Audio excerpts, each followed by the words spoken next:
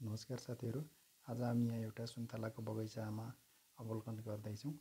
यहाँ एकजना सुन्तला विज्ञ आउनुहुन्छ, नर्सरी व्यवसायी, यो बगैँचाको अवलोकन गर्दै हुनुहुन्छ। यहाँ रुट स्टक देखाउँदै हुनुहुन्छ उहाँले। यो बिरुवाको रुट स्टक ठिक ठाउँमा छ। यो हुनपर्ने जमिनदेखि 6 इन्च यानि कि 15 सेन्ट 10 सेन्टीदेखि 15 सेन्टी हुनुपर्छ, ठिक छ भनेर चाहिँ भन्नुभएको छ। यो 2077 साल असारको 2 गते सारीको बिरुवाहरू हो। अहिले लगभग 12-15 केजी जति धान्य यो बोट बनिसकेको छ। उहाँले यो झारहरू राख्दाखेरि जरामा समस्या केही छन् कि भनेर खोतालेर समेत हेर्नुभएको छ।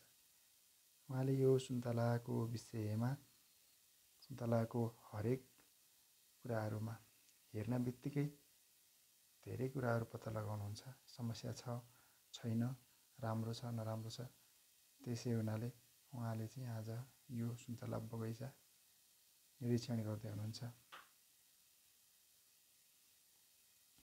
यहाँ यो मल्चिङ गर्दा केही समस्या हुन्छ कि भन्ने हिसाबले खोतलेर हेर्दै हुनुहुन्छ र यो रुट स्टक चाहिँ पूर्ण हुँदैन भन्ने खालको सुझाव दिनुभयो। यहाँ रुट स्टक चाहिँ पुरिएको हुनाले खोतलेर चाहिँ अलिकति माथि देखाउनु गरी राख्ने भन्ने खालको सुझाव दिनुहुँदैछ। यहाँ यसरी पुरियो भने यहाँ तलबाट अरू बोट पलाउँछ भन्ने कुरा गर्नुभयो। र यहाँ झार देख्नुभयो उहाँले। झार देखिसकेपछि झारहरू पनि फाँडिदिनु भयो। यसरी झार पलायो भने यसको मल जति सबै झारले खाइसक्यो भन्ने खालको चिन्ता व्यक्त गर्नुभयो। यसरी उहाँले यो झार समेत पन्छाएर रुट हेर्नुभएको छ। उहाँ एक किसिमले बिरुवाको डाक्टर नै हुनुहुन्छ। बिरुवालाई एउटै बोटमा धसारथरी फलाउने समयदेखि लिएर एउटा बोटको हाँगा अर्को बोटको हाँगामा लगाएर जोड्ने कुराहरू यी सामान्य कुरा हुन्छन् यहाँको लागि।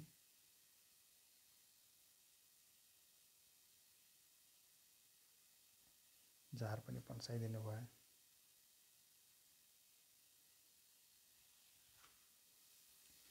उहाँ हुनुहुन्छ नर्सरी व्यवसायी।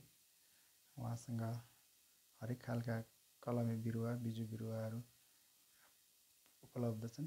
यदि तपाईहरुलाई चाहियो भने उहाँसँग सम्पर्क गर्न सक्नुहुनेछ। उहाँको ठेगाना छ गण्डकी गाउँपालिका वडा नम्बर 2 याङडीको ढाड भन्ने ठाउँमा रहेको छ। यहाँले जो यो बिरुवाको रुट देखाउँदै हुनुहुन्छ यो स्वस्थ बिरुवा भनेर उहाँले बताउँदै हुनुहुन्छ।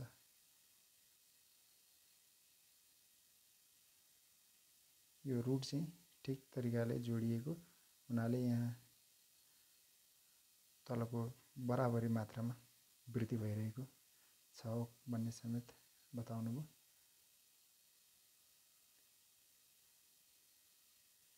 हरेक बोटहरूको जरा सबैभन्दा पहिलो जरा राम्रो हुनुपर्छ भन्ने हिसाबले उहाँ जरा मात्रै रेखदेख गर्दै हुनुहुन्छ।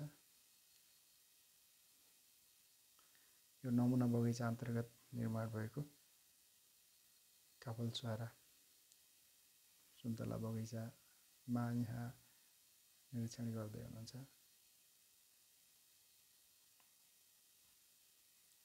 यो बोट चाहिँ अलिकति कम भयो, यसको डिस्टेन्स हाइट भन्ने खालको उहाँले सङ्केत गर्दै हुनुहुन्छ। यसमा चाहिँ मल हाल्ने बेलामा ख्याल गरेर यो पूर्ण हुँदैन।